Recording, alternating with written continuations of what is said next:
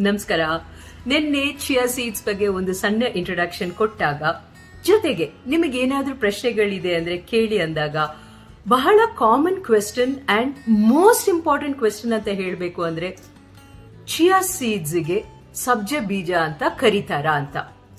And S, ಇಷ್ಟೊಂದು confusion ಇದೆ ಅಂದ್ರೆ, ಫಾರ್ ಎಕ್ಸಾಂಪಲ್ ನೀವೆಲ್ಲಾದ್ರೂ ಯೂಟ್ಯೂಬ್ ಅಲ್ಲಿ ಹೋಗ್ಬಿಟ್ಟು ಚಿಯಾ ಸೀಡ್ಸ್ ಅಂತ ನೋಡಿದ್ರೆ ಎಷ್ಟೊಂದು ವಿಡಿಯೋಸ್ ಆಗ್ಲಿ ಆರ್ಟಿಕಲ್ಸ್ ಆಗ್ಲಿ ಚಿಯಾ ಸೀಡ್ಸ್ ನ ಸಬ್ಜೆ ಬೀಜ ಅಂತ ಕರೀತಾರೆ.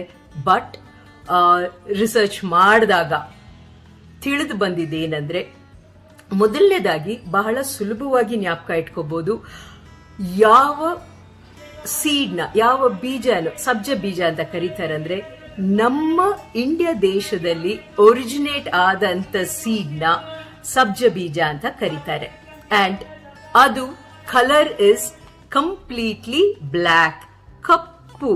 ಸೊ ಈ ಕಪ್ಪು ಸೀಡ್ ಏನಿದೆಯೋ ಇದು ಸ್ವೀಟ್ ಬೇಸಿಲ್ ಅಂತ ಕರೀತಾರೆ, ಅಥವಾ ಫಲೂಡಾಗ ಹಾಕೋದು, ಅಥವಾ ತಂಪು ಬೀಜ, ಇದನ್ನ ಸಬ್ಜೆ ಬೀಜ ಅಂತ ಕರೀತಾರೆ.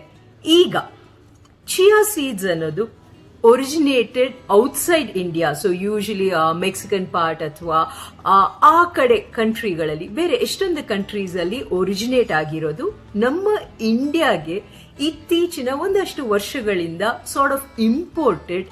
ಅಂಡ್ ಇದು ಕಲರ್ ನೋಡಿದಾಗ ಬಹಳ ಸಿಂಪಲ್ ಆಗಿ this is chia seeds. And chia ಸೀಡ್ಸ್ಗೆ ನಮ್ಮಲ್ಲಿ ನಮ್ಮ ಭಾಷೆಗಳಲ್ಲಿ ಯೂಶಲಿ ಇದಕ್ಕೆ ಹೆಸರೇ ಇಲ್ಲ ಅಂತಾರೆ. ದೇ ಕಾಲ್ ಇಟ್ ಚಿಯಾ ಅಂತ ಕರೀತಾರೆ. ಇದು ಕಲರ್ ಏನಿರುತ್ತೆ, ಒಂದ್ ಸ್ವಲ್ಪ ಬ್ಲ್ಯಾಕ್ ಇರ್ಬೋದು, ವೈಟ್ ಇರ್ಬೋದು, ಬ್ರೌನ್ ಇರ್ಬೋದು, ಲೈಟ್ ಗ್ರೇ ಅಂತಾರೆ. ಸೊ ಕನ್ಫ್ಯೂಷನ್ ಬೇಡ, ಇದು chia seeds. And cup black ಇದು ಸಬ್ಜೆ ಬೀಜ.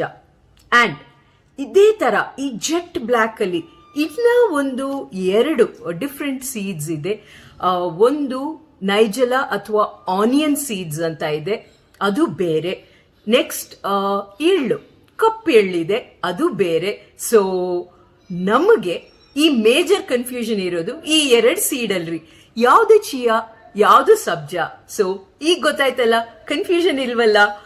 ದ ಸಬ್ಜೆ ಬೀಜ ನಮ್ಮ ಇಂಡಿಯಾ ದೇಶದ್ದು is jet black, chia seeds ಅನ್ನೋದು ಈ ಡಿಫ್ರೆಂಟ್ ಕಲರ್ಸ್ ಅಲ್ಲಿ ಇರೋದು.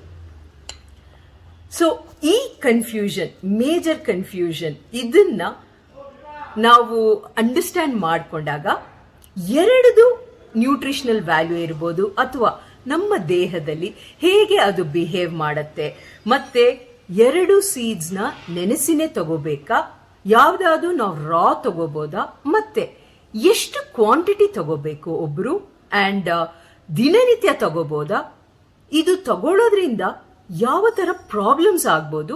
ಸೊ ಈ ಎಲ್ಲ ಪಾಯಿಂಟರ್ಸ್ ನ ನಾಳೆ ಸಿಂಪಲ್ ಆಗಿ ಶೇರ್ ಮಾಡೋಣ. ಚಿಯಾ ಸೀಡ್ಸ್ ಅಲ್ಲಿ ಏನಿದೆ ಮತ್ತೆ ಸಬ್ಜೆ ಬೀಜ ಅಲ್ಲಿ ಏನಿದೆ, ಯಾರಿಗೆ ಯಾವ ನೆಸೆಸಿಟಿ ಇದೆಯೋ ಆ ಒಂದು ಸೀಡ್ಸ್ ನ ಎಷ್ಟರ ಮಟ್ಟಕ್ಕೆ ಬಳಸಬಹುದಂತ ಸಿಂಪಲ್ ಆಗಿ ನಾಳೆ ಅದ್ರ ಬಗ್ಗೆ ಮಾತಾಡೋಣ. Alright, thank you.